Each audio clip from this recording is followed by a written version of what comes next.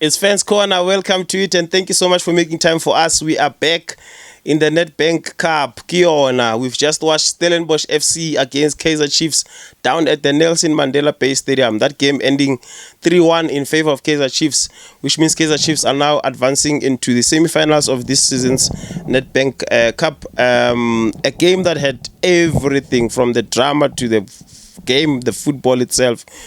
Everything you could have thought of was there in today's game.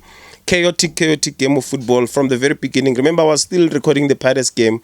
I was still recording the post-match reaction from the Pirates and Super Sports game when the Chiefs game started. I even saw the penalty while I was recording. The penalty was given. The first penalty that was given to, well, that's the only penalty anyway that was given to Kaizer Chiefs. I don't think there are any questions that we can ask about that one. But before we go there, what an electrifying atmosphere down at the Nelson Mandela Bay Stadium. Packed stadium, crowd came for the game, the players were ready for the game. They played both the game and the occasion at the same time. You could see that from their faces. You could see that from their reactions whenever they made mistakes. You could see the celebrations that they were there.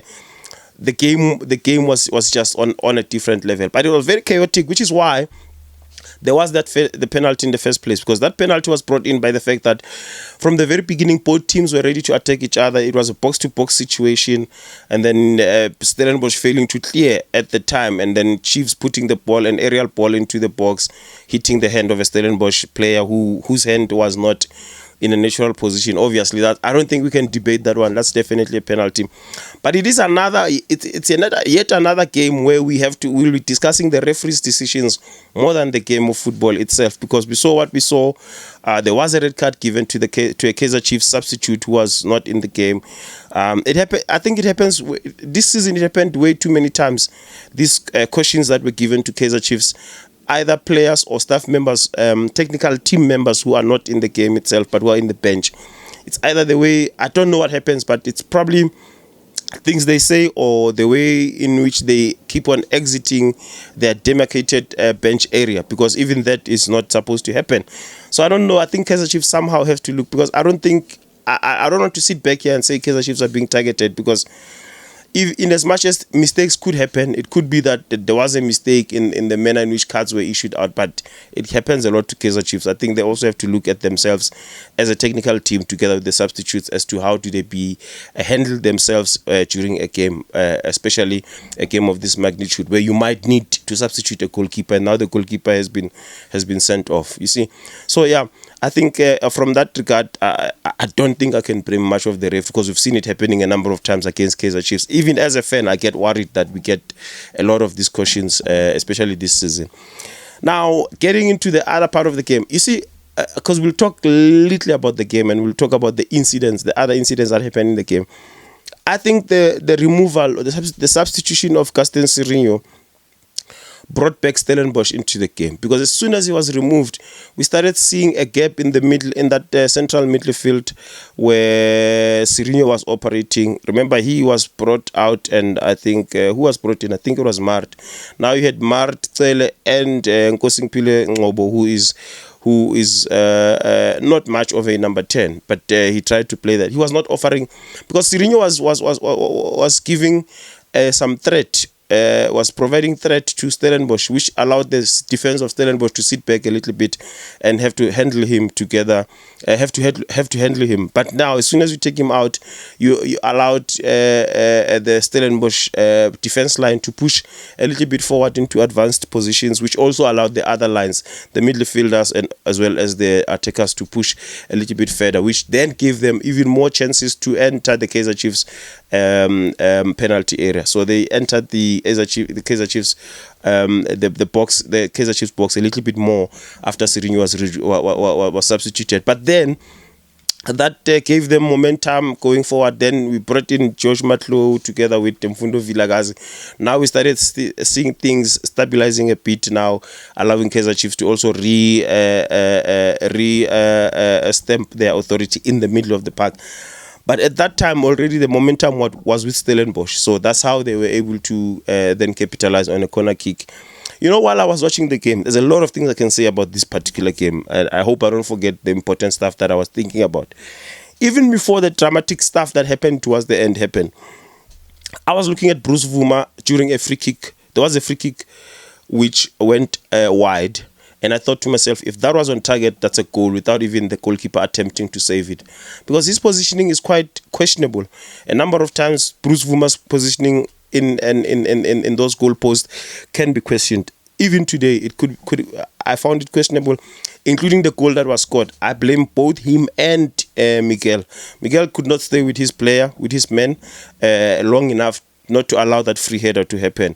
Vuma was not in a good position to even see what was happening. So I think, I don't want to say I saw it coming, but I felt that there were a number of times where Vuma was not in the right position. Yes, he made saves. Yes, there were good things that he did, but I think he also needs to work on his positioning. Now, getting into the spicy stuff, that's a lot, a lot that happened today. Drama. You know, if there's any coach who does not want to lose against Kaizer Chiefs, it's Steve Barker, and he's a very good coach. You can tell he takes it to their heart. You could even tell from his post-match interview that he took that one to the heart. He even reminded us of things that happened in the past. And you saw how he celebrated when they equalized. You could see it's kind of personal for him, this particular game. Well, every game is, but this one in particular becomes a very personal game for Steve Barker. I don't know for what reason, because he never coached Kaizer Chiefs, so I would expect that from coaches that have coached Kaizer Chiefs, or I don't know. There was a goal that Kaizer Chiefs scored, the winning goal, and we saw the referee giving a goal, signaled for a goal, and then there was a flag that was raised on the far side. He had to go consult on the far side. Obviously, at that time, tempers are high. Everyone wants to have a say, wants to tell the referee what happened. From where I'm sitting, okay, I know as a Kaizer Chiefs fan, it will sound very biased, but I'll tell you what I saw. I saw, indeed, there was that touch that happened from between Josh Matlow and the goalkeeper, the Stellenbosch goalkeeper Stevens.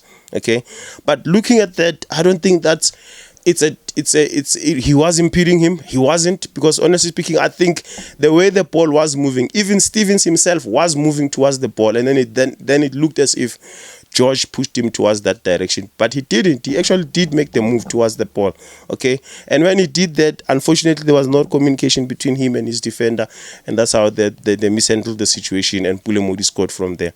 Now, the far side, the official on the far side, would have seen that as an impeding, which obviously, from his angle, he sees what he sees. The referee sees his own angle, and he doesn't see anything wrong, okay? Now he has to go and consult with the person who raised the flag. But if you looked at what happened there in the clip, you could look for the clip as well. He then consults not only with the referee who raised his flag to signal an impediment that might have happened in the build-up to the goal. He also talks to the other official, the other linesman as well, who would have also had a different angle to the whole situation. Far as he may have been, he would have also seen something. I guess from there, the two referees, the referee himself together with the near side, the one who was nearer to our screen, would have all agreed that they saw nothing wrong with the goal. Now there's one who sees something wrong with the way the goal was scored, and there are two who don't see anything wrong. Now it's 2 against 1, because you have 3 people having a discussion here. Obviously, the referee did not overturn his decision, because in the first place, he did not overturn his decision. His decision was that this is a goal. So he did not then overturn a decision per se. He stuck with his decision because of what he saw. He was told by one of the referees that from the flag that there was an impediment. Obviously, the other referee did not also see that. It's 2 against 1. It's a goal. From where I'm sitting, I see a goal. It's unfortunate again that it's the same referee, the same linesman who was in charge of the game against Sundowns, the one that we complained so much about. We're here again talking about the same people. I understand the drama and the chaos and the everything that is going to be mentioned, all the things that we're going to talk about after this. And I'm willing to hear from everyone's side. What did they see? What did they make of this one? But from where I'm sitting, if that was going to be a disallowed goal, it would have been very, very soft. They would have gotten away with it, Stellenbosch FC, obviously, in this particular case. Otherwise, In terms of the game itself, I think I was okay with it. I wasn't extremely happy. I'm glad. I'm seeing the signs that are there that we're now regaining our dominance in the center of the midfield where Thabo Cele is operating. He just needs to get a solid, reliable partner to work with there, and then also a good number 10. Sirinho is good there at that number 10 position. Let Modi stay on the left and Sirinho stay on the number 10 there. I think I was happy with the game itself. But Stellenbosch, obviously, dangerous team. They're not where they are by fluke. They are a dangerous team. So we saw what happened, and I'm glad that Kaizer Chiefs were willing to fight tonight. They were willing to fight. Yes, this is a game that is going to be dented by the officials, by the decisions from the officials. But honestly speaking, I think they got that particular one correct. And I'm willing to be corrected. I know. Let's not fight about it. Let's have a decent conversation as to what do you think of what happened there. I know there'll also be a whole lot of people on TV telling us what happened and according to which laws was he correct or not correct. Otherwise, congratulations to Kaizer Chiefs. I'm happy as a fan. Yes, the other thing that people who keep on saying, guys, I wear a lot of football jerseys, especially if it's not Pirates or Sundowns, I'll definitely wear it if I can access it and I like the jersey. I have this number of Umbro jerseys that I bought during a time where they had a special. So there was Cape Town City, Super Sports United, Bloemfontein Celtic together. I think, what was the fourth one? For Black Leopards, yes. So if you see me wearing these, just it's a football jersey which I love. So, but otherwise, I'm a Kaizer Chiefs fan, a stonewall Kaizer Chiefs supporter. I support Kaizer Chiefs. So I know sometimes you guys, especially the people on TikTok, will be telling me that, why are you talking about Kaizer Chiefs while you are supporting Super Sports? No, I'm a Kaizer Chiefs supporter. I've been saying this a number of times. I'm a Kaizer Chiefs supporter and also an Arsenal supporter. It's just that I don't put the badge, the lower third there at the bottom. I should bring that back again. Thank you so much for making time for this video, guys. I know it was a long one. I mean, especially after such a chaotic game of football, it had to be a long one. Make sure you tell your people to tell your people to tell their people to subscribe and like our videos. Follow us on our socials. We are Fans Corner on TikTok. We are also Fans Corner on Facebook. On YouTube, it's Off Air Podcast, which is the channel that brings you Fans Corner. Thank you so much for your time. We meet again in the next one.